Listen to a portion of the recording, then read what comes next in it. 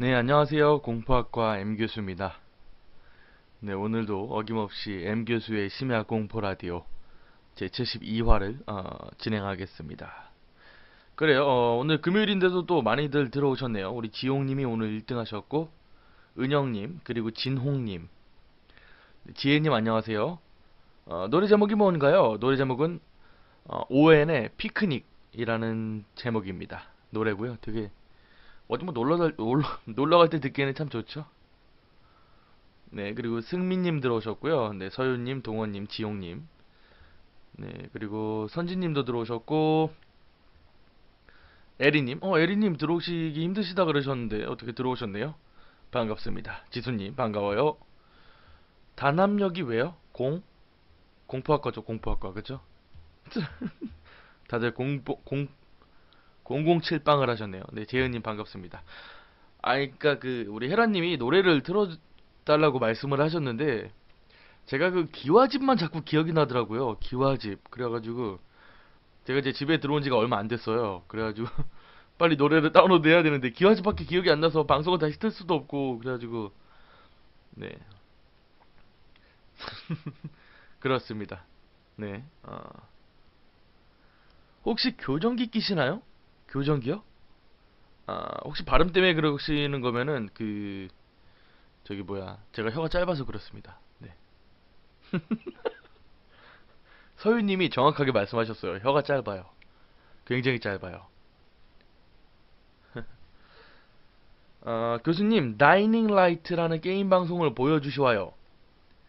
다이닝 라이트요? 제가 하는 게임은 다잉 라이트인데. 그래요?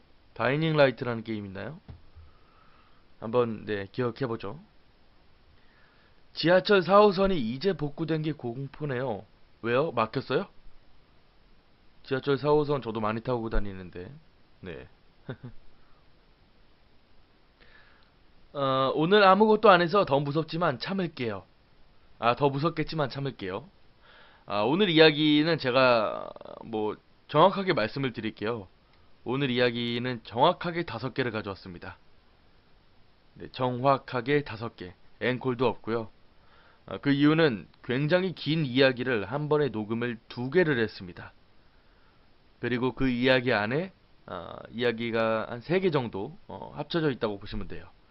네, 그래서 오늘은 너무 길어질 것 같아서 부득이하게 5개만 딱 가지고 왔다는 거. 네, 꼭 유념해 주시기 바라고요. 네, 민재님 반갑습니다. 오늘도 시험 공부하면서 들어요. 아, 얼마나 힘드실까. 저는 휴학했거든요. 그래가지고 하는 게 없습니다. 시험 공부? 시험 먼저 봤는지도 기억도 안 납니다. 기억도 안 나. 마지막으로 봤던 시험이 뭐였더라? 세상으로 과학자들이었나? 뭐 어쨌든 그런 기억이 나네요. 너무 날로 먹으려는 거 아니에요? 5개라뇨. 제가 도대체 뭘 먹죠? 방송을 통해서 먹을 수 있는 게 뭐가 있죠, 제가? 그래요. 근데 너무 길어가지고 네. 또 여러분들도 시험 공부하시는 분들도 계시고 또 일찍 주무셔야 하는 분들도 계시기 때문에 차마 너무 길어질 것 같아서 네. 역시 술안주로는 무서운 이야기죠. 야, 홍성님. 이게 사실 조금 그렇거든요. 보통 이제 집에서 술을 마신다거나 뭐 그럴 때 이제 영상을 보면서 보통 술을 마시기도 하죠. 요즘 들어서. 뭐 예를 들어서 뭐 유명 BJ들의 뭐 게임 방송이나 혹은 근데 중요한 게 그런 영상이 아니라 그냥 귀로 듣고 술을 한잔 하신다. 그럼 되게 나름 좀 운치 있는 밤이 되지 않을까. 근데 하필이면 또 무서운 이야기네요.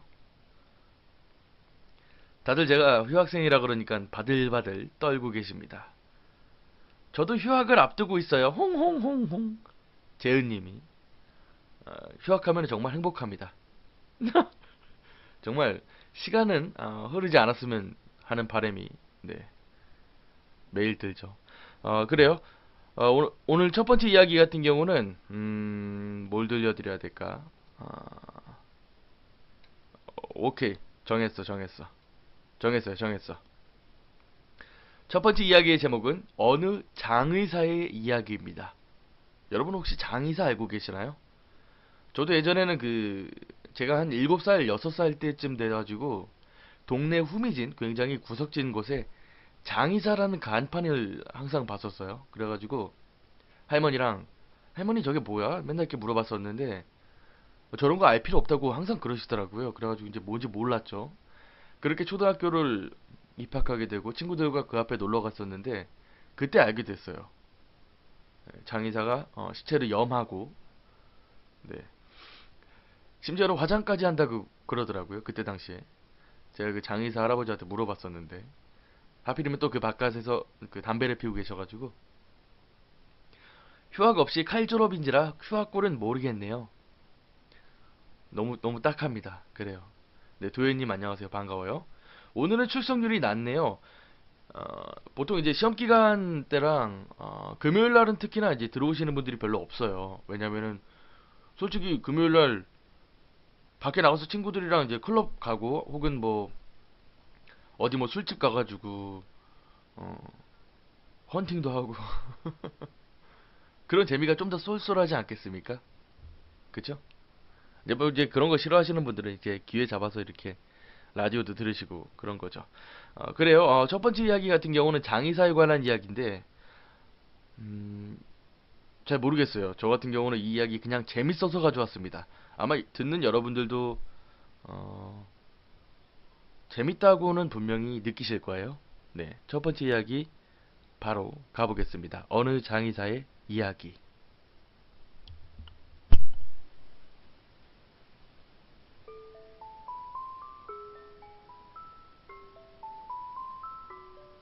어느 장의사의 이야기. 어느 작은 마을에서 A라는 190cm의 큰 남자가 죽었다. 그는 난폭한 데다가 작은 일에도 원한을 뿜고 꼭 보복을 하는 속 좁은 사람이었다. 그렇기 때문에 마을 사람들은 모두들 그를 미워했었다. 동네 아이들이 이상하다고 놀렸다는 이유로 초등학생을 잡아다가 얼굴이 보라색으로 부어오를 때까지 때려서 폭행죄로 체포된 적이 있을 정도였다. 어디에도 연고가 없었고 하루 벌어 하루 먹고 사는 인생이었다. 게다가 매일같이 술을 마시고 있었기 때문에 결국 사인은 간경화였다. 작은 마을이었기 때문에 장의사는 한 명밖에 없었다. 하지만 장의사 B 역시 A를 무척이나 싫어했던 사람이다. 그렇지만 동사무소에 연고가 없어서 염을 해줄 사람이 없다는 이유로 그에게 부탁을 했기 때문에 마지못해 최대한 싸게 장례식을 치르게 되었다. 적당히 시체를 닦고 제일 싼 관에 집어넣었다. 그리고 절에서 가장 인기 없었던 스님을 데리고 와 경을 읊도록 시켰다. 사건이 일어난 것은 장의 과정이 끝나고 관을 화장터에 옮길 때였다. 다른 장례식과 일정이 겹치는 바람에 A의 관은 영구차에 실을 수가 없었다. 그래서 B는 트럭에 짐칸에 관을 싣고 A의 유체를 옮기기로 했다. 그리 먼 거리는 아니었지만 혹시 관이 떨어질까 걱정하는 B는 스스로 짐칸에 타서 관을 지켰다. 딱히 비탈길이나 험한 길은 아니었기 때문에 B가 짐칸에 탔던 것은 어디까지나 만약을 생각한 것이었다. 하지만 얼마 지나지 않아 트럭이 돌을 밟는 바람에 갑자기 관이 크게 요동쳤다. 그리고 B는 짐칸과 관 사이에 다리가 끼어버렸다. 곧바로 병원에 옮겨졌지만 B는 무릎 아래의 부분에 심한 복합골절이 일어나 어쩔 수 없이 다리를 절단해야만 했다. 그런데 사고가 일어나고 얼마 뒤 이상한 소문이 마을에 돌기 시작했다. B에게 일어난 사고가 자업자득이라는 것이었다. 그 이야기는 장례식에서 경을 읊었던 스님의 입에서 나온 것이었다. B는 A의 장례식에 차마 돈을 쓰고 싶은 마음이 없었다. 그랬기 때문에 관도 가장 싼 관을 썼던 것이다. 하지만 190cm라는 큰 키인 A에게는 당연히 특별한 관이 필요했다. B는 어떻게 했을까? B는 A의 시체의 무릎 아래쪽을 톱으로 잘라내버렸다. 그리고 이상하게도 그 불의의 사고로 인해서 B는 다리를 절단해야만 했다.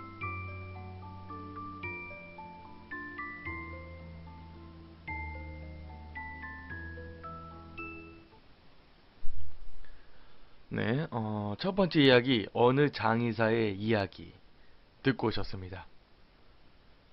사실 되게, 확연해가지고 내용 자체가 되게 명확하죠?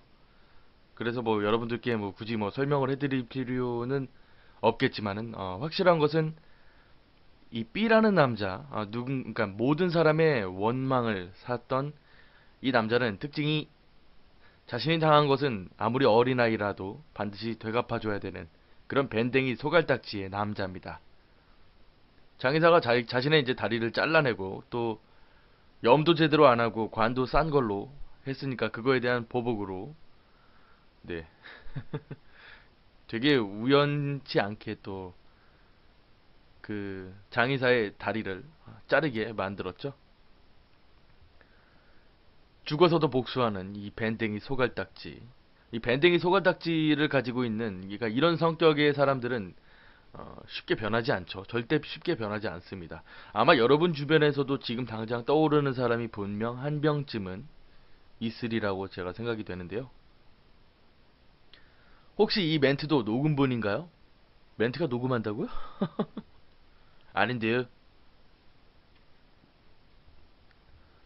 사실 미리 녹음해놨습니다. 이 모든 내용은 찬미님께서 어, 약 15분 30초 정도의 혹시 녹음인가요? 라고 물어보실까봐 미리 녹음해놨습니다. 찬미님 바보. 다리 절단 생각하니까 소우가 생각나네요. 와, 소우 1편이 진짜 정말 센세이셔널했죠. 그 뭐였지? 그 다리를 톱으로 잘라야만 나가는 거였잖아요. 그쵸? 너무 충격적이었는데 그때 당시에 제가 그 나이 때 그걸 못 봤어요. 그래가지고 이제 비디오가 그때 나왔을 때 와 진짜 어머니한테 가가지고 엄마 내가 설거지도 하고 심부름도 할 테니까 제발 한 편만 빌려달라고 그래가지고 그걸 봤는데 재밌죠. 그리고 2, 3, 4, 5 가고 6, 7대부터 못 보겠더라고요. 참. 네. 어쨌든 뭐 첫 번째 이야기 되게 재밌습니다. 뭐 나름 우리 첫 번째 이야기 치고는 좀 무섭기도 한데 그래도 재밌다는 좀 표현이 좀 더 맞을 것 같아요. 네. 다리를 굳이 잘라야 됐나요? 접으면 됐는데. 다리를요? 근데 되게 싼 관이라고 한 거 보니까 정말 190cm면 우리가 되게 장신이잖아요. 그쵸? 우리 주변에도 거의 있을까 말까 한. 근데 뭐 되게 싸기 때문에 이제 되게 구겨놓지 않았을까? 애시당초에 넣을 때. 네, 그 생각이 좀 나네요. 어찌되었든 뭐 다리를 자를 수밖에 없었다. 예전에 그런 그 그리스 로마 신화의 이름이 뭐였죠? 되게 막 크스루 뭐 이상한 사람이 있었는데 그 나무 탁자에다가 올려놓고 이 탁자의 길이만큼 그러니까 길이보다 짧으면은 늘려서 죽였고 길면은 잘라버려서 죽인 그 사람이 생각나네요. 아마 그리스 로마 신화가 맞지 않나? 우리 그 아시죠? 그리스 로마 신화 그 책 하면은 초등학교 때 이제 생일 선물로 제일 많이 줬던 거고요. 그리고 그거 하나 갖고 있으면은 진짜 거의 진짜 제왕이었죠 그때 당시에. 특히 무서운 책 있으면은 야 나도 그거 빌려줘 오늘 가져왔니? 사물함에 말도 막 넣어놓고 우리 학교만 그랬나? 소우5였나 라면 먹으면서 봤는데 그 다음부터는 못 보겠더라고요. 너무 고어틱해졌죠 나중 되니까. 특히 그 2에서도 이게 눈알에다가 이제 열쇠를 넣어놨던 장면이 있었는데 여자친구랑 통화하면서 공포 라디오 같이 듣자고 했더니 무섭다고 안 듣는데요. 같이 들으면 좋을 텐데 댓글 단 거 보고 이상한 말 그만하라고 했어요. 그러니까 우리를 보는 시각들이 다 그래요. 만약 저 여기 이제 30분 정도 계시잖아요. 저 제외하고 한 28분 정도 계실 텐데 여러분들도 분명히 주변 친구들한테 그런 이야기 한 번쯤은 들어보셨을걸요? 이런 걸 왜 보니? 이런 걸 왜 듣니? 이라는 질문들. 근데 우리 한국 사회에서는 그럴 수밖에 없죠. 되게 이제 비주류잖아요. 그쵸? 나름의 문화라고 얘기하면 참 좋긴 한데 하위 문화 중에서도 굉장히 사람들이 하급으로 치는 문화죠. 근데 뭐 어쨌든 뭐 우리야 뭐 재밌으면 되는 거니까 그래요. 범임이 짱이었죠. 총 3편이었나? 그렇죠. 문구점에서 파는 500원짜리 공포 특집이었나요? 뭐였지 이게? 공포 특급. 원하나 하니까 제 물건을 훔쳐놓고 모른 척하다가 들키니 합의하자고 한 동창생이 기억이 나네요. 그래놓고 교육학과 갔다니 참 인생이 아이러니하네요. 어제 혹시 TV 보셨나요? 어제도 이제 보시면 아시겠지만 저는 그런 생각이 좀 들더라고요. 와, 저 사람이 저기서 저렇게 얘기해도 될까? 그 누군지 모르겠지만 그런 분이 한 분 계셨어요. 어제 SBS에서 이런 얘기하면 안 되죠, 그죠? 자면서 들으려고 켜놨어요. 더 무서운 이야기 해주세요. 짱짱 무서운 이야기. 그래요? 이 이야기도 재밌고 무섭습니다. 두 번째 이야기는 고등학교 졸업 여행입니다. 여러분들 혹시 고등학교 졸업하신 분들이 되게 많겠죠? 근데 이제 고등학교를 졸업하게 되면은 어, 항상 그렇죠. 야, 우리 이 우정 절대 잊지 말고 나중에 우리 반창회도 하고 반팅이래. 저기 뭐야 그래 뭐 연락도 하고 우리 그러지 말고 여행이나 가자. 물론 이제 여행 같은 경우는 친한 친구들과 가지만은 가끔씩 이따금씩 반끼리 놀러 가는 경우도 있죠. 지금 연락되는 애 딱 3명 있습니다, 저는. 다들 어디로 흩어졌는지 알 수가 없어요. 어찌되었든 우리는 고등학교를 졸업하게 되면은 특히 그 고3 때 같은 반이었던 친구들이 기억에 잘 남는다고 그러시더라고요. 근데 저는 정말 고3 때는 공부밖에 안 해가지고 지금 그때 제가 몇 반이었는지도 기억이 잘 안 나요. 그리고 그때 누가 있었는지도 이름이 잘 기억이 안 납니다. 그래서 이제 친했던 친구들이랑 다 같이 만날 때면은 야, 그때야 누구누구 기억나냐? 그러면서 응? 기억나지? 이렇게 거짓말도 하고 기억 하나도 안 나죠. 아마 여러분도 저랑 거의 상황이 매한가지가 아닐까 생각이 듭니다. 저번에 혼자 듣다가 룸메가 보더니 무섭다고 끄라더군요. 그럼요. 이런 거 별로 안 좋아하시는 분들 많죠. 원래 저는 이상한 놈이라서 딱히 신경 안 써요. 이틀 전에 학교 앞에 카페 앞에서 차에 누가 죽어 있는 게 카페 앞에 있는 차에서 누가 죽어 있는 게 발견됐어요. 폴리스 라인도 치고 난리도 아니었어요. 차 안에서요? 뭐 하다 죽었을까요? 와, 얼마나 멘탈이 무너졌을까? 아니, 두 번째 이야기 좀 들려드리고 싶은데, 아까, 누구죠? 채유님이 빨리 들려달라고 해가지고, 이제, 말씀을 드려야 되는데, 그래요. 두 번째 이야기 끝나고 재밌는 이야기 한번 들려드릴게요. 두 번째 이야기 조금 깁니다. 8분짜리고요. 8분짜리고요. 고등학교 졸업 여행이라는 제목입니다. 사실 일본 거라서 조금 한국형으로 바꿔봤어요. 자, 두 번째 이야기 바로 한번 가보겠습니다. 가시죠.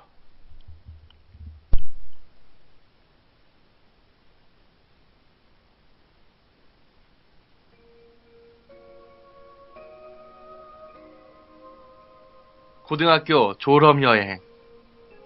고등학교 3학년 때 겨울방학의 일이다. 고등학생으로서 마지막 추억을 남기기 위해 나는 A와 M, 2명의 친구와 함께 남자만 셋이서 여행을 떠났다. 목적지는 산키스계 온천여관으로 주변에 별다른 것은 없었지만 공기가 무척이나 맑았다. 여관에 도착한 우리는 짐을 풀어놓고 여관에 체크인을 했다. 고등학생들이 용돈을 모아온 여행이다 보니 그다지 좋은 여관은 아니었다. 하지만 고풍스럽고 깨끗한 괜찮은 곳이었다. 여관의 현관에 들어서자 대단히 예쁜 여주인이 맞으러 나왔다. 어서 들어오세요. 목소리도 예뻤고 우리들은 무심코 소리를 질러버렸다. 여주인은 짐도 맡아드리겠습니다. 라고 말하며 우리의 짐을 들려고 했다. 보통 고용인이 짐을 옮기다 보니 M이 의아한 듯 혼자 운영하냐고 물었다.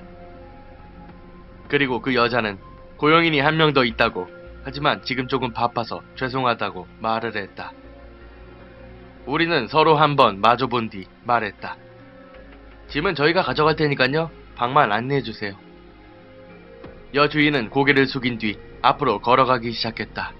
그런데 여주인의 등 뒤에 무언가가 있었다. 아이였다.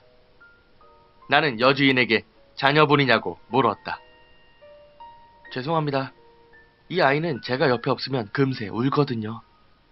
아이를 업고 일을 하다니 대단하다 싶으면서도 조금은 이상하다는 생각도 들었다. 그 아이는 어떻게 봐도 5살은 되어 보였기 때문이다. 보통 그 정도 나이가 되면 어머니에게 늘 매달려 다니지는 않는다. 하지만 대놓고 말하기도 좀 그랬기 때문에 우리는 그대로 조용히 방으로 갔다.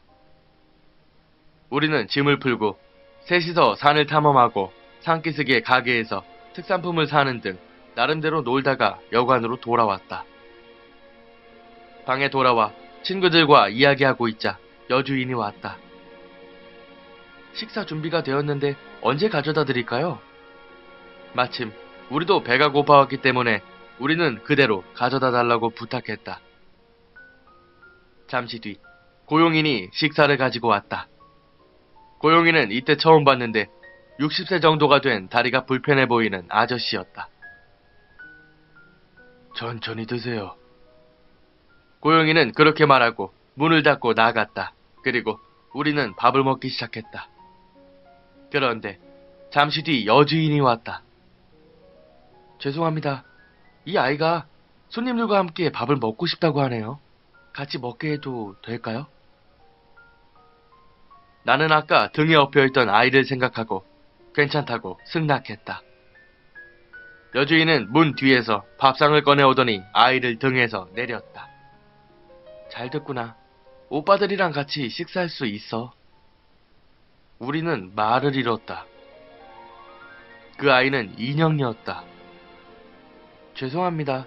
조금 자기 마음대로인 아이라서 잘 부탁드리겠습니다. 웃는 얼굴로 여주인은 방을 나갔다. 우리들은 계속 말도 없이 밥을 먹어야만 했다. 어느 정도 시간이 지났을까 고용인이 왔다. 정리하러 왔습니다. 식사는 다 끝나셨나요? 그리고 잠시 뒤 여주인도 왔다. 어머, 이 아이 평소에는 밥도 잘 안 먹는데 손님들과 같이 있어서 즐거웠나 보네요. 그리고 여주인은 인형과 그 앞에 있던 밥상을 들고 나갔다. 우리는 할 말을 잃은 채 멍하니 있을 뿐이었다. 솔직히 기분이 나빠서 견딜 수가 없었다. 온천이라도 갔다 올래? 친구들에게 물었지만 다들 지쳤는지 고개를 젓고 먼저 자겠다고 말했다.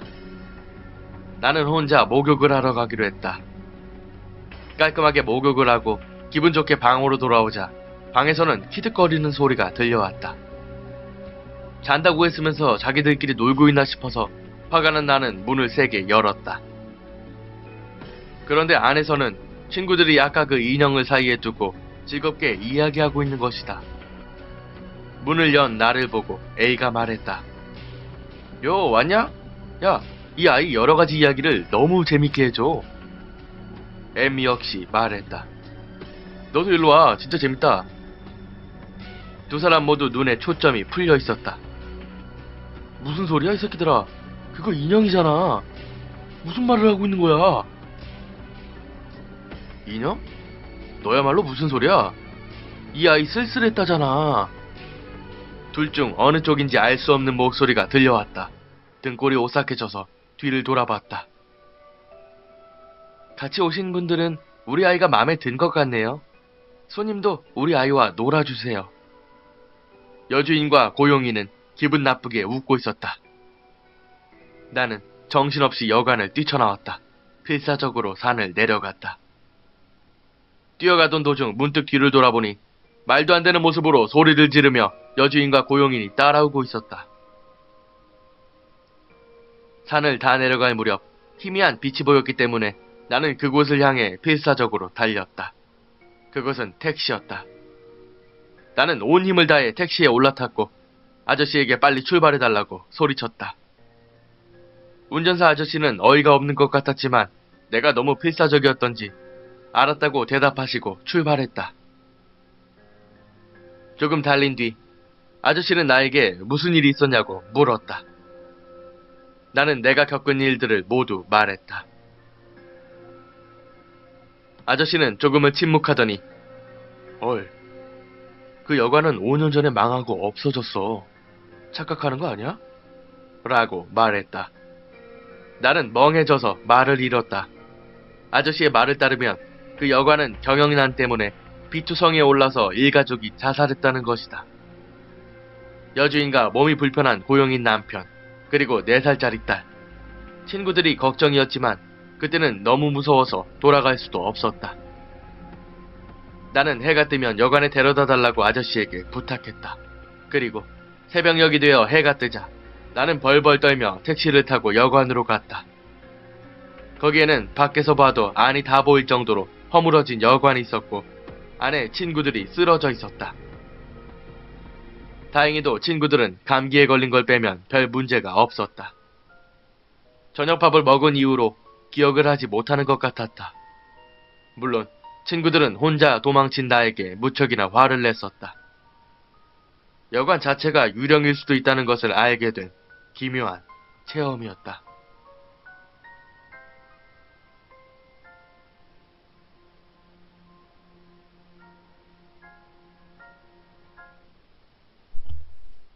네, 고등학교 졸업여행 듣고 오셨습니다. 어때요? 무섭죠? 그죠? 제가 이제 사실 지금 방금 이게 8분짜리다 보니까는 제가 휴대폰을 조금, 소리를 키운 다음에 누워 있었어요. 누워 있었는데, 재밌네요. 재밌죠? 재밌긴 재밌어요. 내용 자체가 사실 일본 거예요. 누가 봐도 일본 거고, 사실 우리는, 고등학교 졸업여행이라고 해서 여관을 가지는 않죠. 그쵸? 근데 조금은 다릅니다. 일본 같은 경우는 여관이 최상급의 숙박시설이라고 보시면 돼요. 료칸이라고 불리는데 그 여관 같은 경우는 진짜 비쌉니다. 저도 저번에 이제 일본 갔을 때 한 번 잤어요. 여관에서. 근데 여관의 특징이 뭐냐면은 거기 이제 지금 방금 뭐 고용인 그리고 뭐 여주인 이런 이야기를 했는데 여관에서는 이 사람들은 손님들한테 보이질 않아요. 그러니까 예를 들어서 손님이 지나다니는 길로 돌아다니지 않아요. 그리고 손님의 눈에 띄지 않습니다. 알아서 준비를 다 하고, 그러니까 되게 모처럼 쉬러 왔는데 자신들이 괜히 걸리적거리는 게 아닌가. 조금 뭐라 해야 될까 조금 너무 좀 극도로 뭐 예의를 차리는 건가. 뭐 그럴 수도 있겠는데 조금 이 이야기에서는 조금 달랐죠. 주인이랑 고용인이 직접 와서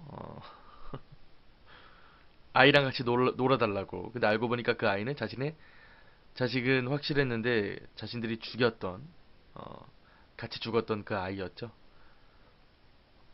사실 이런 이야기 같은 경우는 우리가 되게 쉽게 접할 수 있는 그런 내용이죠. 근데 사실 귀로 들으니까 좀 달라 보이기도 해요. 되게 무섭고 저는 이거 녹음할 때도 그렇고 지금 방금 들었을 때도 무섭더라고요. 특히 그 쫓아온다는 부분에서 네 진짜 막 쫓아오고 있는 그런 느낌이 들어가지고 네.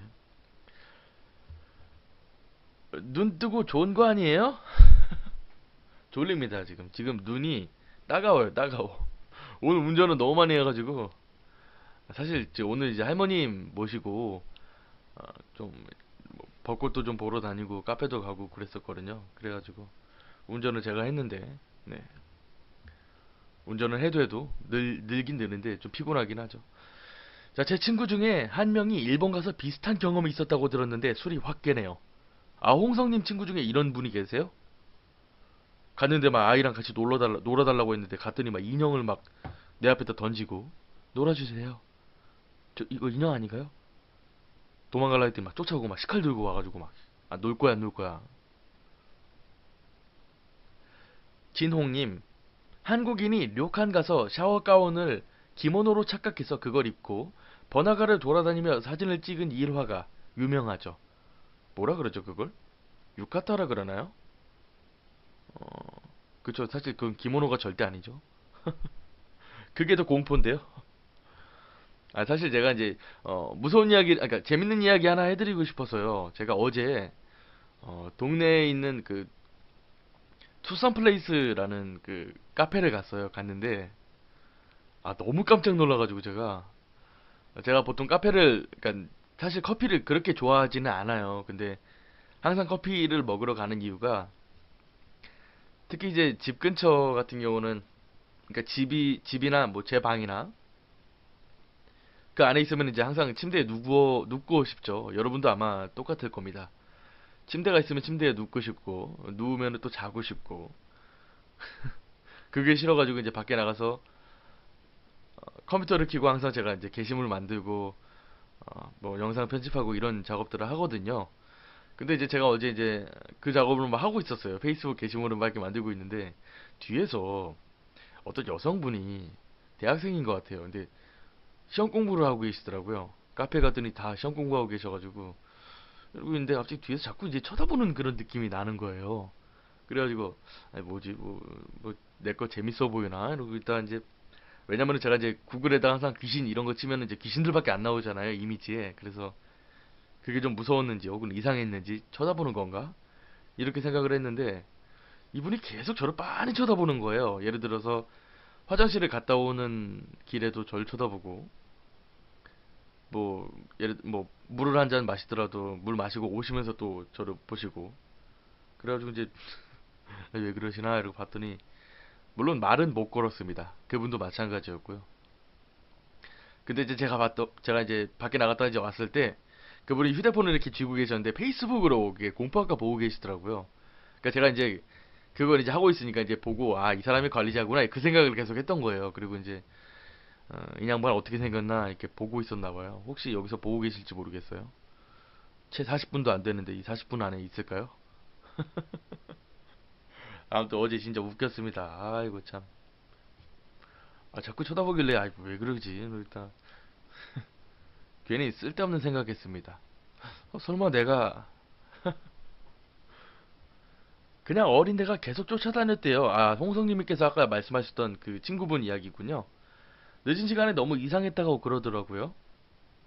근데 뭐 진짜 아이일 수도 있겠죠. 아이가 아니면 진짜 무섭긴 무섭겠다, 그죠? 필수님, 예, 안녕하세요. 여친 데려다 주느라고 늦었어요. 12살 어린 여자친구 데려다 주느라 늦었다고. 가실 때는 빨리 갈 겁니다. 집에. 그래요. 잘하셨습니다. 공포학도이신가요?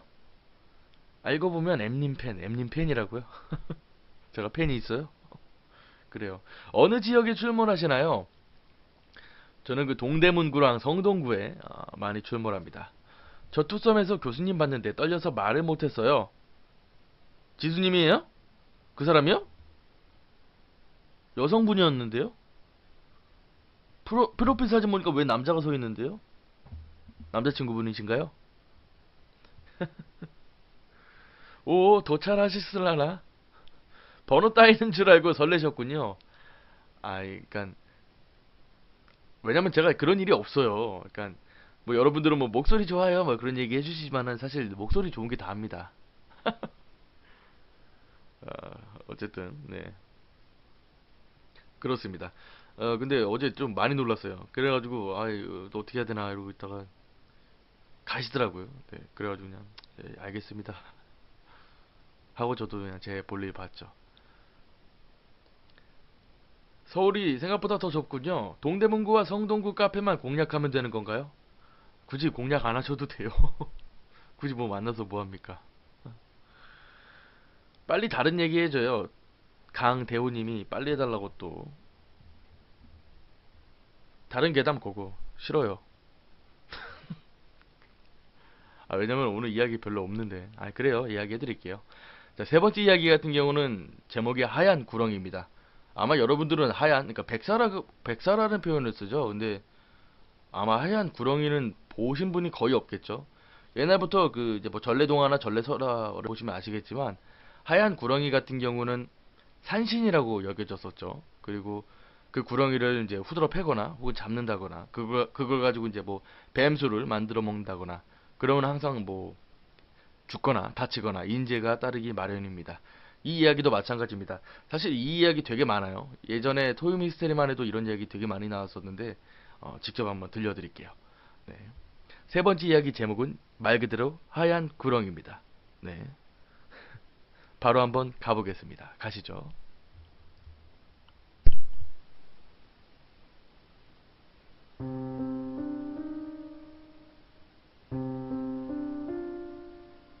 하얀 구렁이.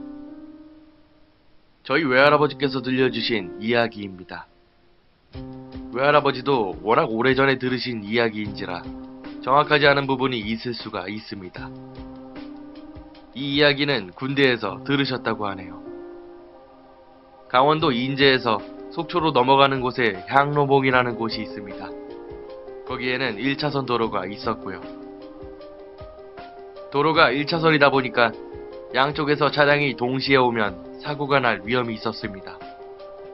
그래서 차량 통행을 제한하기 위해 검문소가 있었다고 합니다. 양쪽에서 차를 몇 대씩 보내며 차량 통행을 제한했다고 합니다. 결국 이런 과정이 번거로워 아예 도로를 2차선으로 넓히려고 공사가 시작됐습니다. 하지만 한쪽에는 절벽이 있었고 한쪽은 낭떠러지여서 산을 깎아내는 작업을 해야만 했습니다. 지형도 험악한 데다가 장비도 열악해서 정말 만만치가 않은 공사였다고 합니다. 그러던 어느 날 공사 책임자의 꿈에 웬 할아버지가 나타났습니다. 그리고 내일 하루만 공사를 쉬어달라고 부탁했다고 합니다. 하지만 한낱 꿈 때문에 공사를 중단시킬 수는 없었습니다. 결국 공사는 그대로 진행되었습니다. 공사 중 불도저 운전수가 불도저를 밀고 올라가다가 그만 불도저의 시동이 꺼지게 되었습니다. 시동을 다시 걸어서 가고 있는데 갑자기 앞에 무언가가 걸리는 게 있더랍니다. 어떻게든 힘을 주어서 불도저를 확 밀어버렸더니 불도저가 전복되었습니다. 그리고 갑자기 운전수는 그 자리에서 돌연사해버렸습니다. 앞을 보니 커다랗고 하얀 구렁이가 허리가 잘려서 죽어 있었습니다. 구렁이가 허리가 잘리면서 고통스러워한 나머지 몸부림을 치는 바람에 불도저가 전복되고 말았던 것입니다.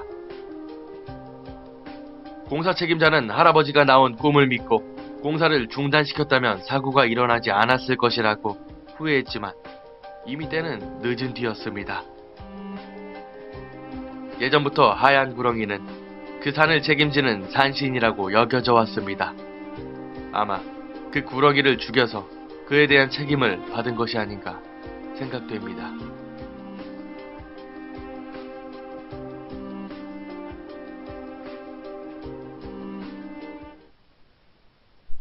네, 세 번째 이야기 하얀 구렁이. 앞서서 들려드린 그 내용보다는 조금은 짧지만은 재밌습니다. 사실 이 이야기야말로 정말 어떻게 보면은 정말 진짜로 한국적인 괴담이죠. 한국적인 괴담. 한국에서는 이런 이야기들이 진짜 많죠. 하얀 구렁이, 개, 그죠? 나무 이런 거 함부로 잘랐다가 그냥 작살나는 경우 많았죠. 너무 짧아요. 끝이 아니었으면 좋겠어요. 그 다음 이야기 10분짜리인데요. 조금만. 네. 여러분들이 긴 거 좋아하시는구나. 그래요? 그럼 어떻게 한번 장편 시리즈로 한 20분 막 30분짜리 막 한번 해볼까요? 다 나가지 않을까. 이제 템포를 조금 조절할 필요가 있습니다. 네. 구렁이가 불쌍해요. 구렁이가 이제 산신인 거죠. 산신. 아마 이제 지금 우리 황도현님께서 말씀하신 대로 우리 부대였는데 헐 저기 많이 다녔었는데 이게 찾아보니까 실제 지명이더라고요. 그리고 네 분명히 여기 지나다녔을 거예요. 강원도 인제라고 하면 나가는 길이 별로 없으니까. 저도 군 시절에 절대 구렁이는 죽이지 말라고 들었어요. 그럼요. 구렁이 절대 죽이면 안 돼요. 그러니까 옛날부터 전해져 온 얘기들이잖아요. 그쵸? 우리가 항상 그 선조의 지혜를 본받아 항상 그런 얘기하죠. 네. 들어서 나쁠 건 하나도 없죠. 물론 뭐 그 뱀이 만약에 우리 막 공격한다 그러면 우리도 당연히 목을 자르든가 해야겠죠. 하지만 웬만하면 이제 사회생활 하지 말라. 뭐 어떻게 보면 이제 불교에 좀 교리가 좀 섞여 나오는 게 아닌가 드네요. 황이견님, 처음 왔어요. 이런 것도 있네요. 잘 듣고 있을게요. 황도현님과 관계가 없겠죠? 구렁이가 얼마나 크길래 그래요? M 교수님 안녕하세요. 야근하고 이제야 들어오네요. 기영님, 네 반갑습니다. 정우성님, 교수님 발음이 정확히 해주세요. 누웅쳐서 알았어요. 우성님께서 댓글 달아주시면은 항상 이런 발음으로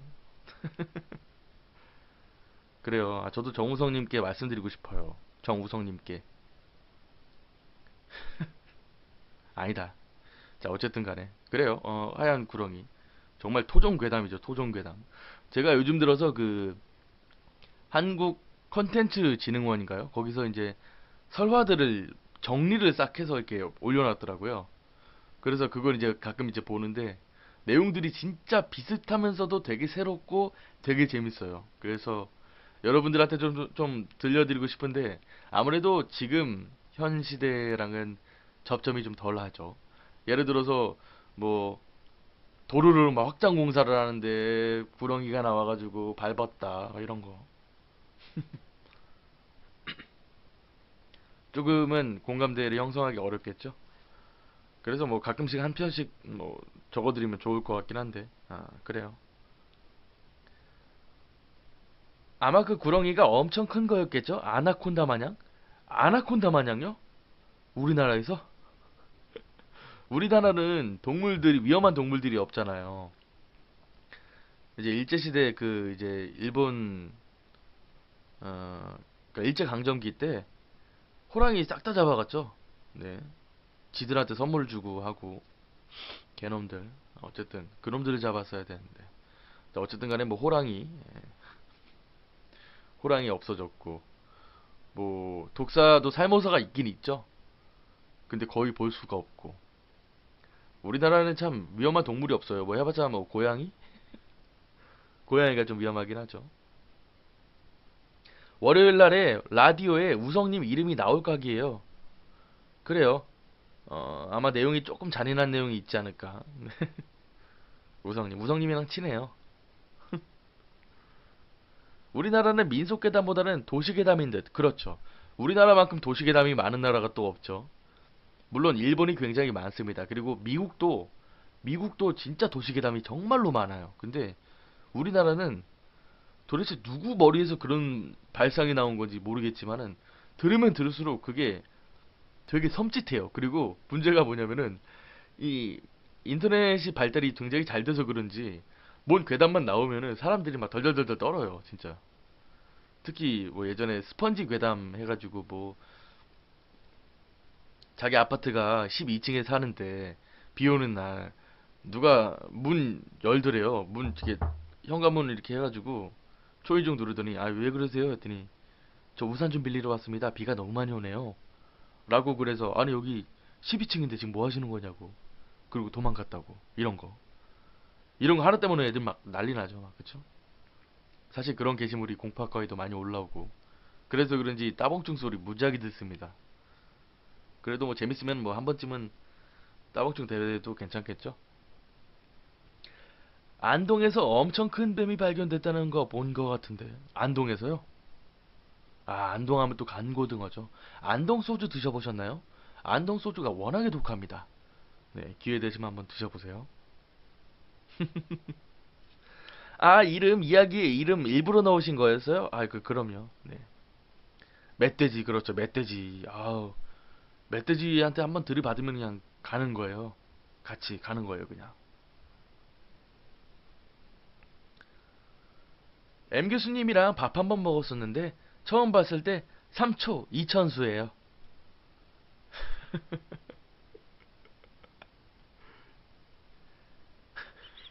말이 안 나오다, 말이 안 나와. 어렸을 때 빨간 마스크 괴담이 괜찮았죠. 그래요. 네. 3초 이천수였다고요? 그래요, 우성님? 그래요. 그럴 수 있죠. 어, M님 너무 하셨어요. 19금에 제 이름을 넣다니요. 사실 일부러 넣은 게 아니라, 그러니까 우리 같이 들으시는 분, 청취자분들 이름 한번 넣으면은 들으시는데 좀 더 재밌겠지라는 생각을 했는데 이름이 그때 당시에는 꼭 기억하려고 그러면 기억이 잘 안 나요. 근데 이제 그 전에 방송에서 뵀던 분들이 이제 몇몇 기억이 나는데 뭐 다른 분들은 당연히 이제 뭐 기억도 나긴 하지만은 유독 기억나는 분들 네 넣어보죠. 그래요. 네 번째 이야기는 조금 많이 무서워요. 좀 많이 무서워요. 그래서 무서운 거 못 들으시는 분들은, 뭐 죄송하지만 그냥 나가셔도 괜찮아요. 뭐 죄송할 건 없지만. 되게 잔인하고요. 되게 무서워요, 진짜로. 여러분들 그 텐메이 시대라고 아시나요? 제가 알기로는 한 17, 18세기인 걸로 알고 있는데, 모르나? 뭐 여러분들이 아시겠죠? 좀 얘기해 주실 수 있으면 좋을 텐데. 아무튼간 항상 역사 속에는 기근이라는 게 있습니다. 기근. 기근이라 하면 이제 뭐 가뭄이 들던가 천재지변 때문에 굶주림 때문에 이제 네, 세상이 멸망하는 혹은 정말 많은 사람들이 고통에 허덕이는 예를 들어서 뭐 물론 기근은 아니지만은 이제 영국에 있었던 뭐 흑사병, 유럽을 강타했던 흑사병 같은 것들. 근데 이제 일본에서도 기근이 있었대요. 네. 근데 그 기근 뭐 자료를 그때 당시 역사 자료를 보고 만든 뭐 괴담이라고는 하는데 조금 일리가 있긴 있어요. 근데 들으시는데 진짜 많이 무서울 것 같아요. 이야기가 약 3개 정도가 있으니까 중간중간에 이거 첫 번째 이야기 끝났구나. 두 번째 이야기 끝났구나. 세 번째 이야기구나. 라고 알아서 판단하시면 좋을 것 같아요. 저도 기억이 잘 안 나는데 첫 번째 이야기가 이제 여자에 관한 이야기였고 두 번째가 모르겠다. 어쨌든 노파 그리고 나머지 하나 뭐 이렇게 있었던 것 같은데 네. 그래요. 네 번째 이야기 바로 한번 가볼게요. 10분짜리니까 조금은 집중을 하셔야 될 거라고 생각이 드는데 좀 많이 무서우니까 네 들어보셔요. 자, 네 번째 이야기 네 번째구나. 네 번째 이야기 바로 한번 가보겠습니다. 가시죠.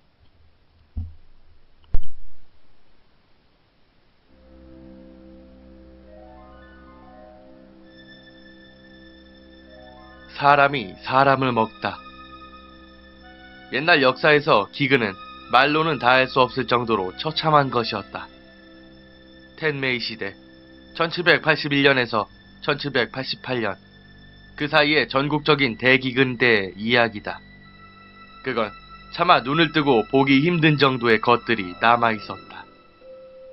텐메이 2년 이 해는 3월 무렵부터 비가 내리기 시작해 7월까지 계속해서 내렸다. 그 탓에 겨우 심었던 벼가 썩거나 홍수에 쓸려 떠내려갔다. 그 전해도 그 전전해도 비 때문에 농작물이 썩고 떠내려갔으며 전답이 모두 손상된 상태였다. 어쩌면 흉년은 이미 그 무렵부터 시작되고 있었는지 모른다.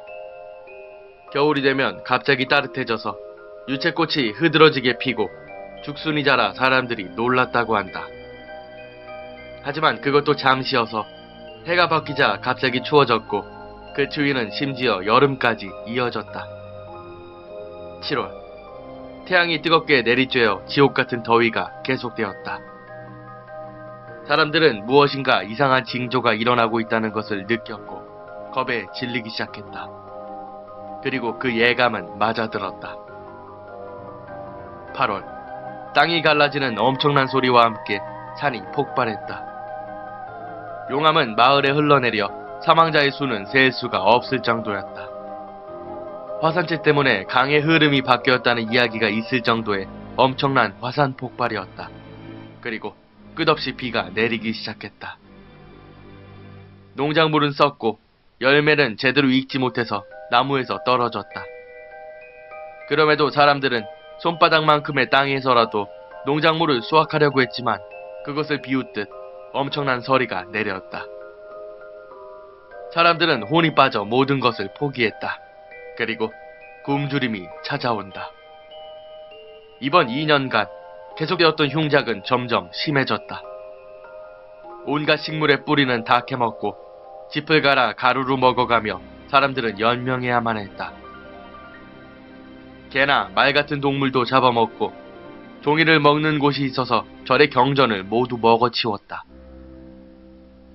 어느 영주는 백성의 끔찍한 모습을 보고 가슴 아파하며 기근을 버티는 방법을 농민들에게 가르쳤다고 하지만 그것은 진흙이나 배설물을 익혀먹는 방법이었다.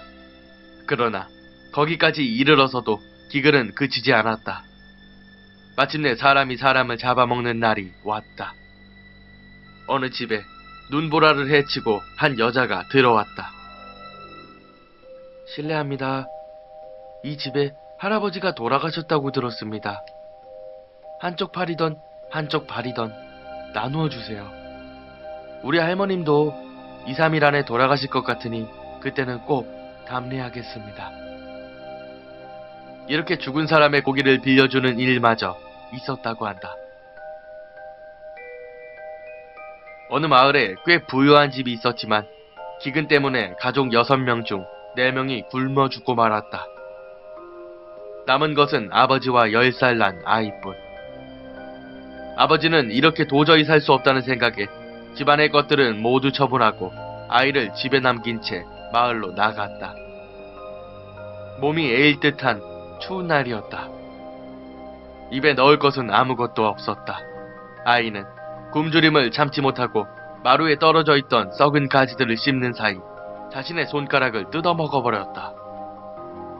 아버지가 돌아왔을 때는 아이는 피투성이가 되어 울면서 자신의 손가락을 먹고 있었다. 뭐라 할 수 없는 감정에 아버지는 눈물조차 흘리지 않고 멍하니 서 있었다.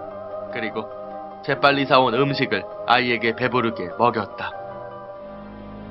그리고 아이가 잠들자 아버지는 아이의 목을 잘라 죽이고 자신도 목숨을 끊었다. 그런데 다른 지방으로 시집갔던 딸이 아버지와 남동생이 걱정돼 친정에 왔다. 하지만 있는 것은 2사람의 시체뿐이었다. 그녀는 울면서 남편에게 말했다. 그러자 남편은 우리도 언제 죽을지 모르는 몸이야. 장례식을 치러줄 수도 없으니까 집에 불을 지르고 와. 걔한테 뜯어먹히는 것보다 낫겠지. 나도 곧 갈게. 라고 말했다. 그리하여 여자는 집으로 돌아갔다. 그리고 불을 피우려고 했지만 2사람의 시체를 보는 사이 배고픔을 참을 수가 없었고 난로불에 시체의 파란 쪽을 구워보았다. 그리고 여자는 2사람을 모두 먹어치웠다. 굶주림을 채우자 더 이상 부모도 형제도 없었다. 여자는 정신을 놓고 나중에 찾아온 남편과 자신의 아이도 죽여 그것마저 먹었다. 여자는 더 이상 인간이 아니었다. 팔과 다리는 굵어지고 눈의 색도 이상하게 빛이 났다. 머리카락을 흐트러뜨리며 들판을 헤매며 시체를 찾아 방황했다. 기근 때문에 그녀가 죽인 사람의 수는 헤아릴 수가 없었고 들개들이 몰려다니는 곳에 가면 사람의 시체는 얼마든지 있었다. 그러다 마침내 여자는 살아있는 아이들에게도 손을 대기 시작했다. 도저히 내버려둘 수 없게 된 마을 사람들은 모여서 여자를 쫓아냈다. 하지만 마을 사람들은 너무나도 불안했고 오히려 잡아먹힐 것만 같았다. 간신히 여자를 산속으로 쫓아냈지만 이번에는 나무를 캐러 간 사람들을 덮쳤다. 결국 마을 사람들은 사냥꾼을 불러 여자를 총으로 쏴 죽이기에 이르렀다. 어느 강 아래 절벽에 갓난아이를 버리게 되었다. 그 벼랑은 무너지기 쉬워서 기어오를 수도 없었기 때문에 언제부터인가 거기에 버리게 된 것이었다. 아직 살아있는 아이를 버리는 것이기 때문에 울며 외치고 벼랑을 기어오른다. 하지만 흙이 무르기 때문에 바로 무너져서 떨어진다. 그런데도 갓난아이들은 어머니의 젖을 그리워하며 기어오르는 것이다. 어리고 얇은 그 손가락에는 피가 스며들고 이윽고 힘도 다해버려서 울음소리도 점차 가늘어진다. 아침이 되면 까마귀가 먹구름같이 달려들어 눈을 쪼아먹고 배를 갈라 그것까지 쪼아먹는다. 그리고 어느 날 밤 한 명의 노파가 아들에게 끌려와 벼랑 위에 서 있다. 살려다오, 살려다오. 이제 다시는 뭘 먹고 싶다고 말하지 않으마. 노파는 울부짖었지만 아들은 듣지 않는다. 그리고 비정하게도 울부짖는 노파를 벼랑 아래로 밀어 떨어뜨렸다. 강가에 굴러떨어진 노파는 한동안 숨을 쉴 수가 없어서 간신히 근처를 둘러보고 몸을 떨었다. 보이는 것은 갓난아이의 백골과 썩어가는 갓난아이의 시체, 그리고 까마귀가 먹다 버린 시체뿐, 그리고 아직 숨이 붙어있는 아이의 흐느낌까지. 완전히 지옥이었다. 나는 죽고 싶지 않단다. 죽고 싶지 않아. 노파는 흙을 잡고 올라가려다가 깨달았다. 자신이 잡은 것은 끊어진 갓난아이의 다리였다. 아마 까마귀가 먹다가 흘린 것이거나 떨어지다가 잘려나간 갓난아이의 다리일 것이다. 내던지려다가 노파는 손을 멈췄다. 그리고 천천히 그것을 자신의 입으로 가져간다. 정신을 차렸을 때는 노파는 뼈만 남은 다리를 쪽쪽 빨고 있었다. 그 이후로 노파는 버려진 아이들을 먹으며 목숨을 이어나갔다. 사냥감을 빼앗긴 까마귀는 기분 나쁜 듯 모여 날다가 이윽고 노파에게 덤벼들었다. 노파는 썩은 나뭇가지 같은 손을 이리저리 흔들었지만 까마귀 무리는 물러나지 않았다. 노파는 일어서서 새를 쫓으려고 했다. 하지만 갓난아이의 뼈에 발이 미끄러져 넘어지고 만다. 그 순간 까마귀들은 그것을 신호로 한 것 같이 노파를 쪼기 시작했다. 눈을 찌르고 옷을 찢었다. 노파는 벼랑을 기어오르려고 했지만 흙은 무너질 따름이었다. 까마귀는 가차없이 그 머리카락을, 그 다리를, 그리고 손을 찢었다. 이윽고 까마귀들이 날아오른 뒤 남아있는 것은 노파의 백골뿐이었다. 그 이후로 그곳은 강이 되었고 이름은 붕천이 되었다. 기근이 끝나고도 그곳에서는 밤마다 갓난아기가 흐느껴 우는 소리나 노파의 비통한 절규가 밤바람에 섞여 들려왔다고 한다.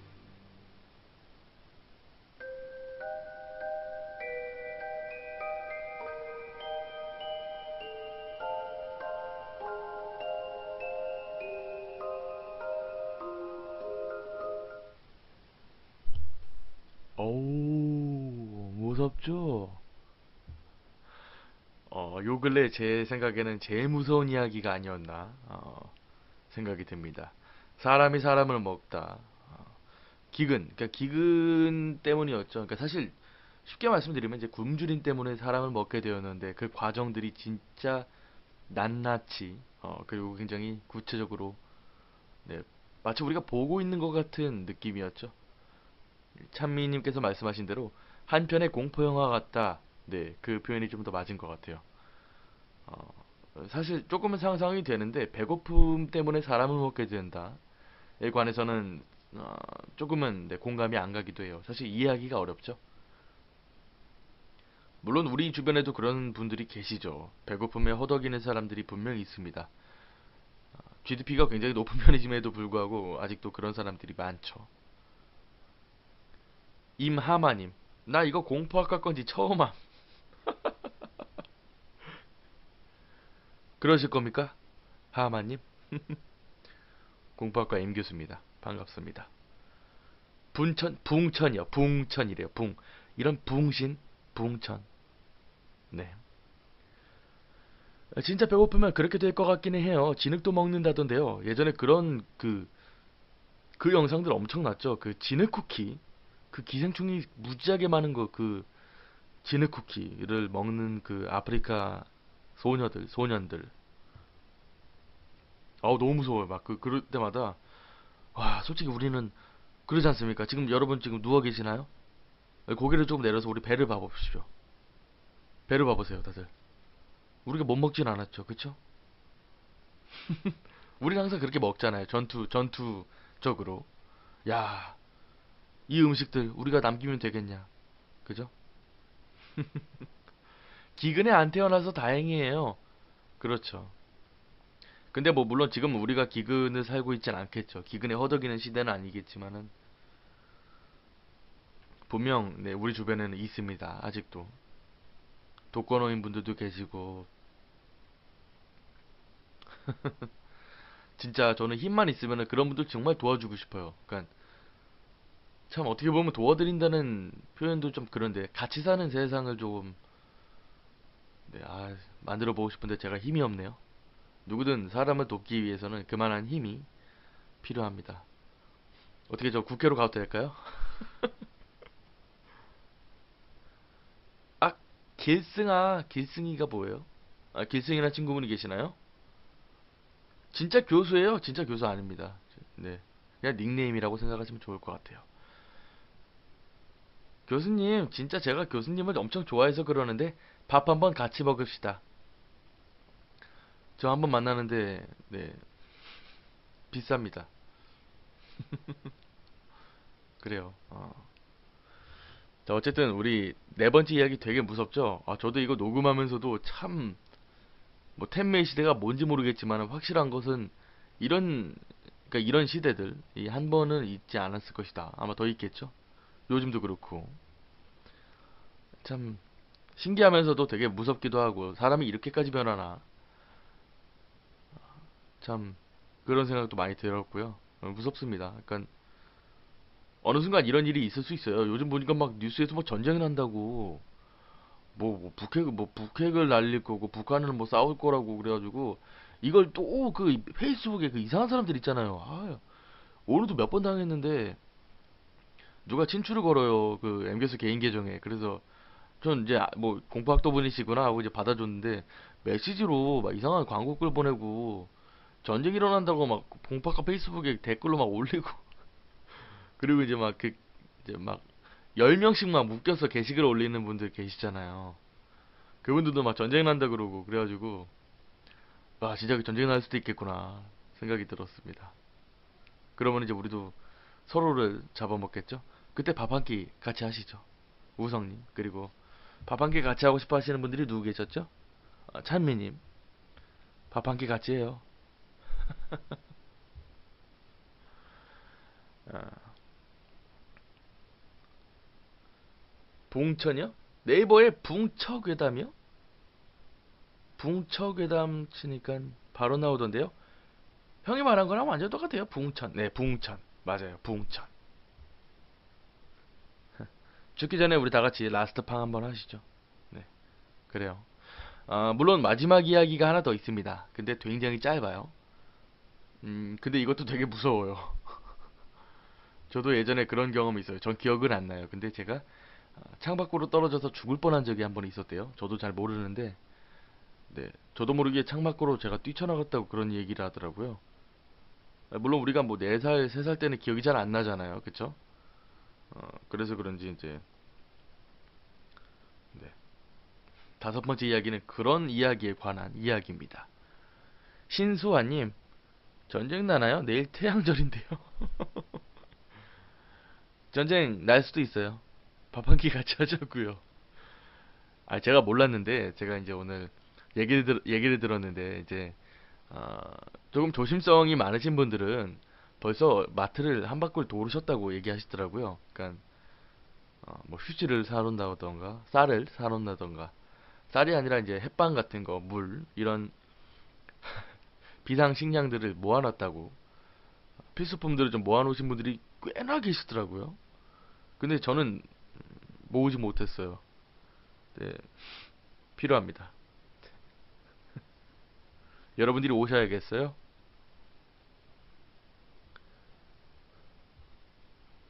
알고 보니 1층 아니었냐고요? 그쵸. 1층이었으면 좋겠다. 잘 몰라요. 저도 그냥 들은 이야기라서 부모님께. 안 자고 있었어요. 일부러 전쟁 날까봐 안 자고 있었다고요? 대주님, 어차피 제 생각엔 그래요. 제가 뭐 전문가는 아니지만은 전쟁이 만약에 나게 되면 우리가 금방 끝나지 않을까요? 한쪽이 다 살던가 한쪽이 다 죽던가 어쨌든 주무시다가 가시는 거나 뭐 깨어 있다가 가시는 거랑 비슷할 것 같아요. 그 속도가. 안 나겠죠. 안 나는 게 좋죠. 네. 자, 전쟁 나면은 생화학무기 대부분의 인구가 사망합니다. 금방 끝나요. 그 우리 그 전 세계에서 북한이 생화학 무기가 1등인 거 알고 계시죠? 그 제일 무서운 무기가 그거래요. 저도 정확하게 이름은 기억이 안 나는데 포자 뭐 어쩌고 저쩌고인데 우리가 물집 잡힌 적이 있죠. 그 물집이 온몸에 나는 거예요. 그리고 그걸 터트리면은 그 터트렸을 때 묻는 그러니까 물이 묻잖아요. 뭐 염증이라고 하면 좋을까요? 어쨌든 그 생화학이 묻으면은 또 거기에 포자가 생깁니다. 너무 가려워가지고 또 터트리면 또 옆으로 옮겨가고 그런 생화학 무기가 진짜로 있다 그러더라고요. 북한에는 뿌리면 그냥 싹 다 작살납니다. 대화가 제일 좋죠. 대화로 해결하는 거. 대화가 될지 안 될지 모르겠지만 이 정도 이룩한 게 아까워서라도 전쟁 나면은 안 돼요. 한강의 기적을 어떻게 이룬 건데요? 차미님 왠지 그 한강의 기적에 동조하신 것 같은 느낌이 드네요. 네. 그래요. 군필 짜면은 다 알 텐데요? 그쵸? 군필 짜면 웬만하면 다 알죠. 또 전쟁 얘기하니까 다들 되게 신나셨네요. 마지막 이야기를 들려드려야 되는데 여러분도 댓글 읽어드리느라고 바쁩니다. 전 엄마한테 우리 전쟁 나면 어떡하냐고 물어봤더니 경기도라서 바로 죽을 거라고 엄청 쿨하게 말씀하시네요. 아마 맞을걸요? 생화학 맞을 거예요. 제가 무식해서 용어를 잘 몰라요. 뭐 어쨌든 뭐 똑같은 거죠. 제 이름 불러주세요. 경윤님. 네. 반갑습니다. 저는 정치색이 없습니다. 외국에서는 한강의 기적이라고 부르거든요. 한강의 기적이랑 정치색이랑 무슨 관련이 있는 거죠? 한강의 기적은 네, 기적이죠. 고마워요, 경윤님. 네. 네, 그래요. 자, 우리 마지막 이야기 들어보시죠. 마지막 이야기는 창밖의 여자아이예요. 네. 창밖의 여자아이. 창밖의 여자아이. 지금 여러분 혹시 방에 창문 있으신가요? 자, 이 이야기는 이어폰 다 꽂으시고 창문 앞에서 창문 열고 시원한 바람 맞으면서 들어보시죠. 아마 이거 따라하신 분이 분명히 한 분은 계실 텐데 그분은 이 이야기 100% 느끼실 겁니다. 100% 온몸으로 듣지 않으실까. 교수님은 전쟁 나시면 뭐 할 건가요? 저는 내일 전쟁이 나더라도 공포 라디오 하겠습니다. 그래요. 저 쓸데없는 소리 했다. 자, 마지막 이야기 한번 해볼게요. 네, 제목은 창밖의 여자입니다. 가시죠.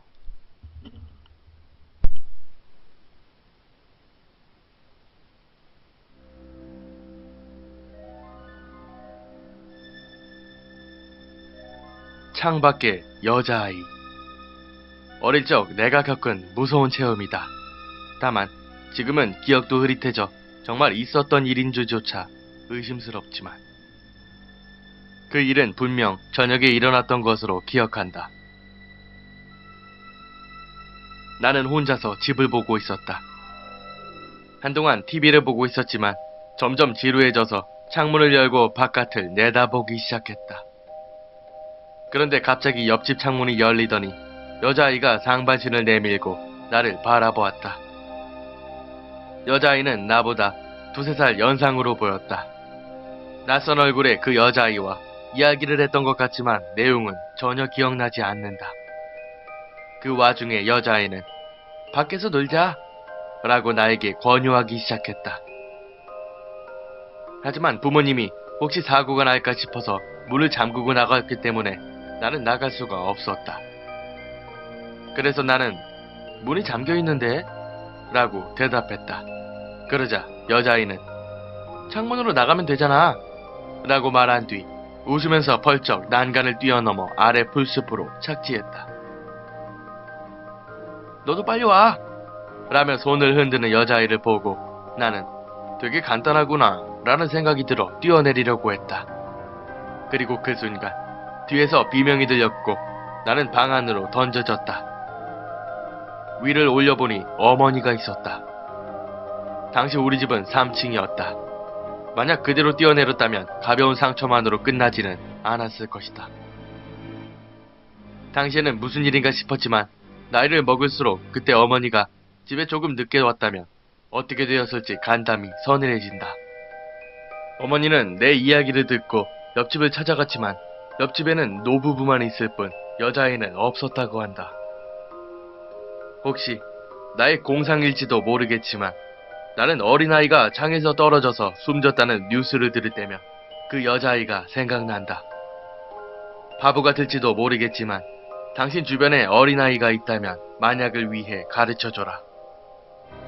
만약 창밖에서 누군가가 뛰어내리라고 해도 절대 뛰어내리면 안 돼. 라고 말이다.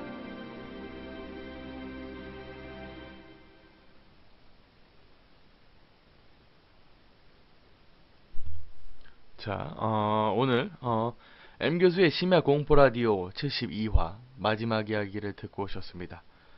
페북 렉이 있네요. 근데 이 렉이 되게 신기하네요. 이야기라라라가 이렇게 들리네요. 창밖에 여자아이라 그러면은 창밖의 여자아이 이렇게 들려요. 되게 신기하네. 5살 땐가 친구가 밖에서 뛰어내리라 그래서 3층에서 뛰어내릴 뻔했는데 어떻게 떨어지면 작살 나겠죠. 어린 나이니까는 뭐 한 4살 5살. 그때 3층은 우리가 생각하는 그런 3층이 아니겠죠. 거의 우리 성인의 한 5층 정도의 높이가 아닐까. 떨어지면 뭐 다 뭐 아까 첫 번째 이야기처럼 복합 골절로 골절이면 다행이죠. 그래요. 왜 다들 이제 또 전쟁 얘기만 하고 계시나요? 남자분들께서 네, 전쟁 얘기 되게 좋아하시네요. 그래요. 자, 어쨌든 마지막 이야기 재밌었습니다. 네. 저는 개인적으로 참 4번째 이야기가 진짜 무서운 것 같아요. 사람이 사람을 먹다. 근데 마지막 이야기 같은 경우도 라디오 마무리하기에는 참 괜찮은 내용인 것 같아요. 저도 트럭에 발에 끼인 적이 있었어요. 트럭에? 어우, 트럭에 발 끼면 어떨까? 발 낀 상태에서 갑자기 막 앞으로 갔다 뒤로 갔다. 저 예전에 교통사고 한 번 났었는데, 교통사고 날 때 그 사람이 제가 발을 그 밑에 있는지 모르고 뒤로 갔다가 앞으로 가더라고요. 아, 뭔지도 모르고. 교수님 군번이 기억나시나요? 군번이요? 저 아직 군대 안 갔다니까요. 제 나이가 지금 몇 살인 줄 아시고 군대를 갔다고 또 그러세요. 이제 21살인데. 네. 네, 그래서요. 발이 꼈다가 앞으로 가더라고요. 아우, 진짜, 아우, 생각도 하기 싫어. 거의 소우 실사판 아니겠습니까? 그죠? 군필자 맞냐고요? 군필자 아닙니다. 네. 21살이에요. 여러분보다 한참 어린, 네, 동생이죠. 동생뻘. 여러분들 그 동생이 집에 있잖아요. 여동생이든 남동생이든. 그 정도 생각하시면 좋을 것 같아요.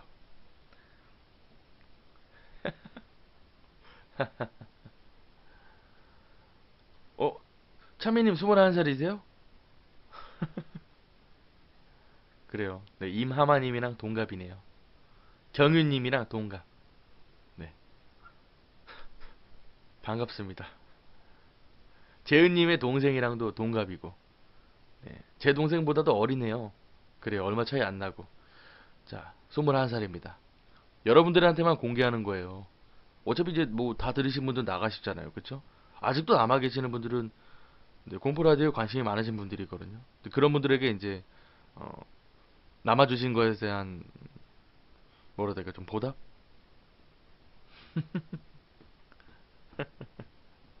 친하게 지내요. 자주 들어올게요. 경희님 혹시 믿는 거 아니죠? 저 군번 13군번입니다. 그래요. 자, 오늘 방송은 여기까지만 진행을 할게요. 벌써 1시간 반 정도 달려가고 있네요. 자, 금요일인데 주무시는 분들도 계실 거고 좀 더 즐기시다가 주무시는 분들도 계시겠지만은 내일 또 살짝 비가 온다 그러네요. 그러니까 우산 꼭 챙겨서 나가시고 마지막 흐트러지는 떨어지고 있는 벚꽃도 한번 보시면 좋을 것 같아요. 그렇죠? 아, 죄송해요. 경희님 아니에요. 죄송할 필요 없어요. 네. 죄송하실 거 없고. 이야기 하나 더 이야기 없습니다. 죄송합니다.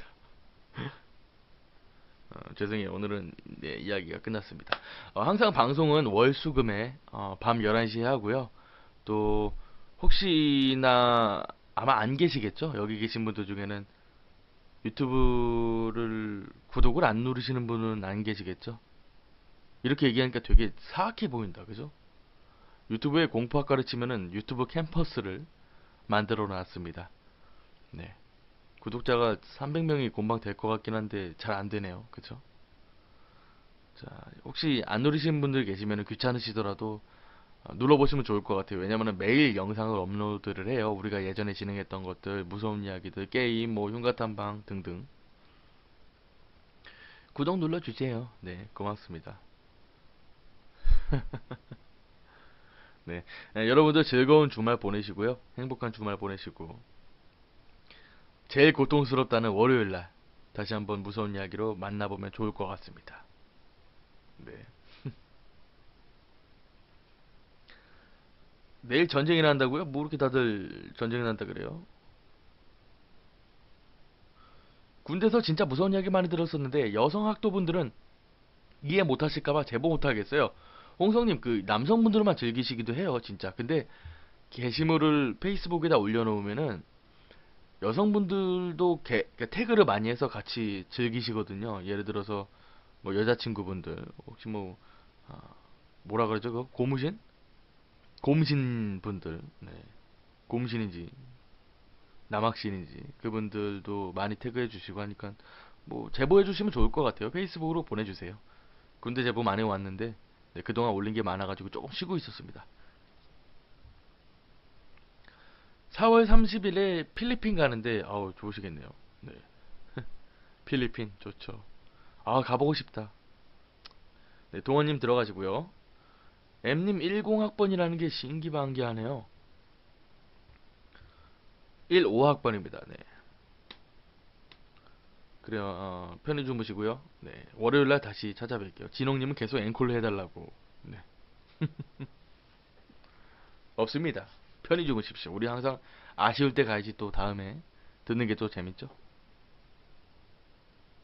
필리핀 가서 이 맞지 마세요. 네. 알겠습니다. 네. 편히 주무시고 오늘 방송은 여기까지만 진행을 하겠습니다. 고맙습니다. 간판을 항상 봤었어요. 그래가지고 할머니랑 할머니 저게 뭐야? 맨날 이렇게 물어봤었는데 저런 거 알 필요 없다고 항상 그러시더라고요. 그래가지고 이제 뭔지 몰랐죠. 그렇게 초등학교를 입학하게 되고 친구들과 그 앞에 놀러 갔었는데 그때 알게 됐어요. 네, 장의사가 시체를 염하고 네. 심지어는 화장까지 한다고 그러더라고요. 그때 당시에 제가 그 장의사 할아버지한테 물어봤었는데 하필이면 또 그 바깥에서 그 담배를 피우고 계셔가지고 휴학 없이 칼 졸업인지라 휴학골은 모르겠네요. 너무 딱합니다. 그래요. 네, 도현님 안녕하세요. 반가워요. 오늘은 출석률이 낮네요. 보통 이제 시험 기간 때랑 금요일 날은 특히나 이제 들어오시는 분들이 별로 없어요. 왜냐면은 솔직히 금요일 날 밖에 나가서 친구들이랑 이제 클럽 가고 혹은 뭐 어디 뭐 술집 가가지고 헌팅도 하고 그런 재미가 좀 더 쏠쏠하지 않겠습니까? 그쵸? 이제 뭐 이제 그런 거 싫어하시는 분들은 이렇게 기회 잡아서 이렇게 라디오도 들으시고 그런 거죠. 그래요. 첫 번째 이야기 같은 경우는 장의사에 관한 이야기인데 잘 모르겠어요. 저 같은 경우는 이 이야기 그냥 재밌어서 가져왔습니다. 아마 듣는 여러분들도 재밌다고는 분명히 느끼실 거예요. 네, 첫 번째 이야기 바로 가보겠습니다. 어느 장의사의 이야기.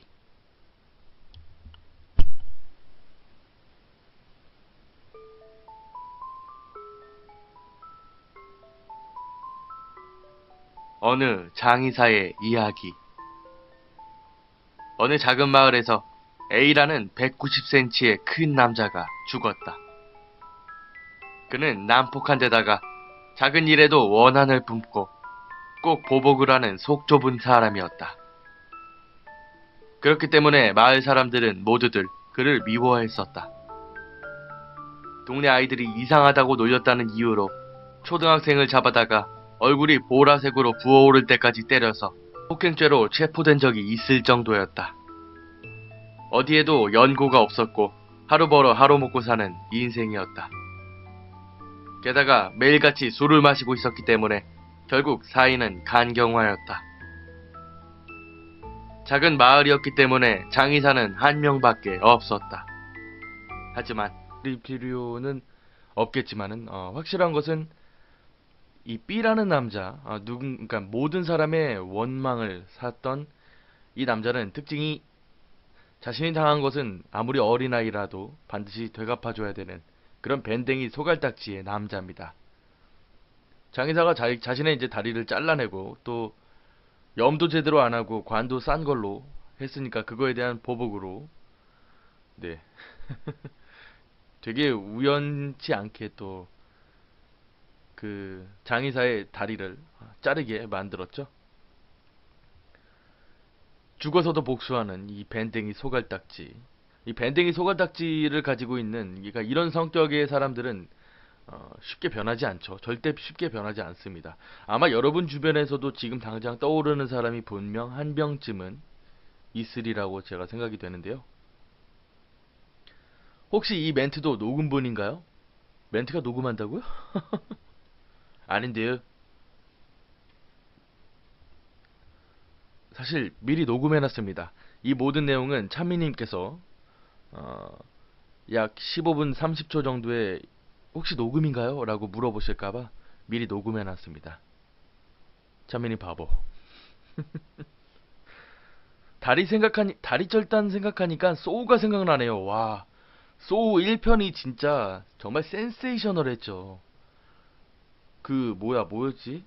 그 다리를 톱으로 잘라야만 나가는 거였잖아요. 그쵸?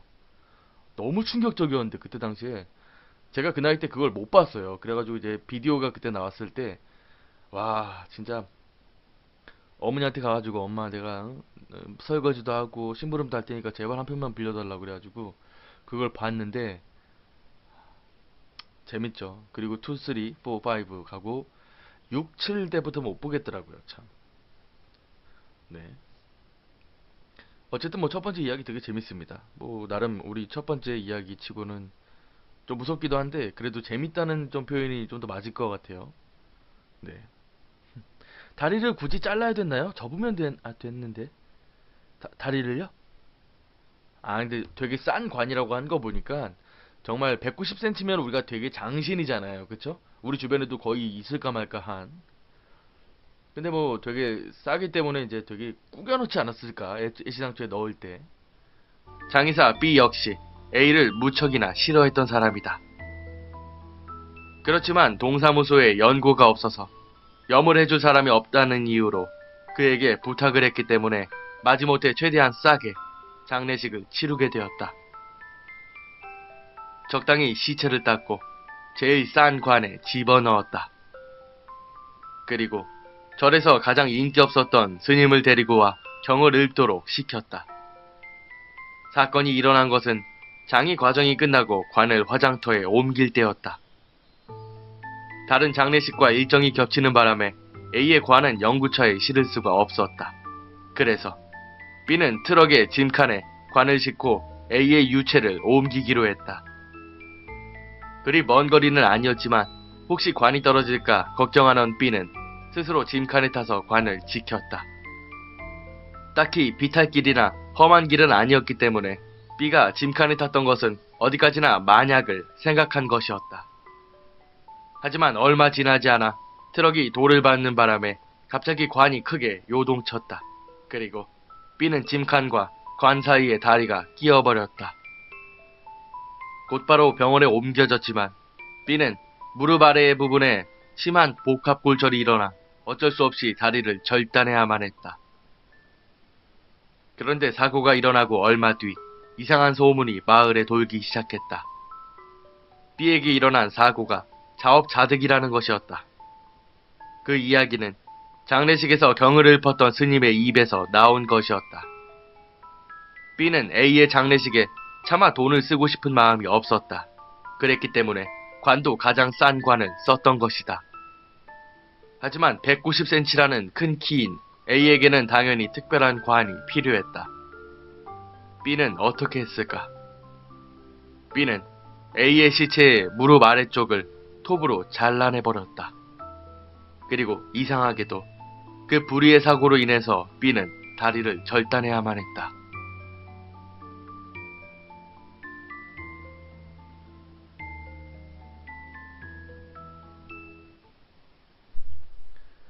네, 첫 번째 이야기, 어느 장의사의 이야기 듣고 오셨습니다. 사실 되게, 확연해가지고 내용 자체가 되게 명확하죠. 그래서 뭐 여러분들께 뭐 굳이 뭐 설명을 해드릴 앵콜도 없고요. 그 이유는 굉장히 긴 이야기를 한 번에 녹음을 두 개를 했습니다. 그리고 그 이야기 안에 이야기가 한 세 개 정도 합쳐져 있다고 보시면 돼요. 네, 그래서 오늘은 너무 길어질 것 같아서 부득이하게 다섯 개만 딱 가지고 왔다는 거. 네, 꼭 유념해 주시기 바라고요. 네, 민재님 반갑습니다. 오늘도 시험 공부하면서 들어요. 아, 얼마나 힘드실까. 저는 휴학했거든요. 그래가지고 하는 게 없습니다. 시험 공부? 시험 먼저 봤는지도 기억도 안 납니다. 기억도 안 나. 마지막으로 봤던 시험이 뭐였더라? 세상으로 과학자들이었나? 뭐 어쨌든 그런 기억이 나네요. 너무 날로 먹으려는 거 아니에요? 다섯 개라뇨. 제가 도대체 뭘 먹죠? 방송을 통해서 먹을 수 있는 게 뭐가 있죠, 제가? 그래요. 근데 너무 길어가지고 네. 또 여러분들도 시험 공부하시는 분들도 계시고 또 일찍 주무셔야 하는 분들도 계시기 때문에 차마 너무 길어질 것 같아서 네. 역시 술안주로는 무서운 이야기죠. 야, 홍성님. 이게 사실 조금 그렇거든요. 보통 이제 집에서 술을 마신다거나 뭐 그럴 때 이제 영상을 보면서 보통 술을 마시기도 하죠. 요즘 들어서 뭐 예를 들어서 뭐 유명 BJ들의 뭐 게임 방송이나 혹은 근데 중요한 게 그런 영상이 아니라 그냥 귀로 듣고 술을 한잔 하신다. 그럼 되게 나름 좀 운치 있는 밤이 되지 않을까. 근데 하필이면 또 무서운 이야기네요. 다들 제가 휴학생이라 그러니까 바들바들 떨고 계십니다. 저도 휴학을 앞두고 있어요. 홍홍홍홍. 재은님이 휴학하면 정말 행복합니다. 정말 시간은 흐르지 않았으면 하는 바람이 네, 매일 들죠. 그래요. 오늘 첫 번째 이야기 같은 경우는 뭘 들려드려야 될까? 오케이. 정했어요. 첫 번째 이야기의 제목은 어느 장의사의 이야기입니다. 여러분 혹시 장의사 알고 계시나요? 저도 예전에는 제가 한 7살, 6살 때쯤 돼가지고 동네 후미진 굉장히 구석진 곳에 장의사라는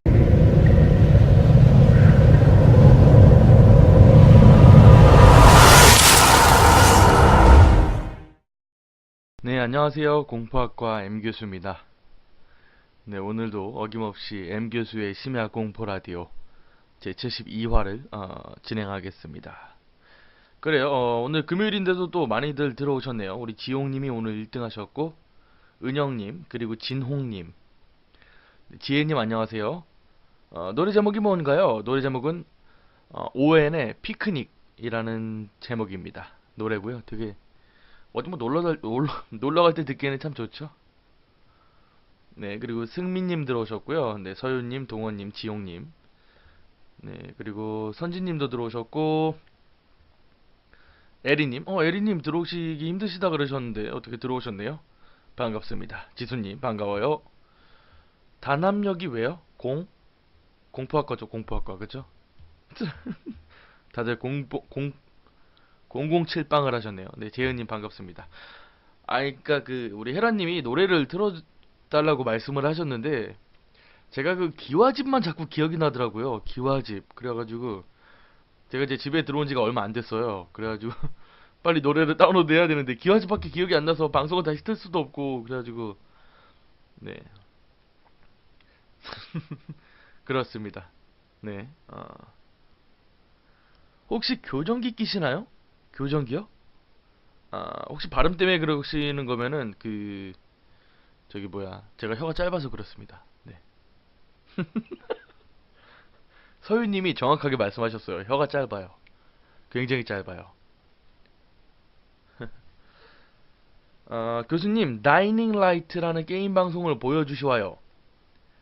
다이닝 라이트요? 제가 아는 게임은 다잉 라이트인데. 그래요? 다이닝 라이트라는 게임 있나요? 한번, 네, 기억해보죠. 지하철 4호선이 이제 복구된 게 공포네요. 왜요? 막혔어요? 지하철 4호선 저도 많이 타고 다니는데. 네. 오늘 아무것도 안 해서 더 무섭지만 참을게요. 더 무섭겠지만 참을게요. 오늘 이야기는 제가 뭐 정확하게 말씀을 드릴게요. 오늘 이야기는 정확하게 5개를 가져왔습니다. 네, 정확하게 5개.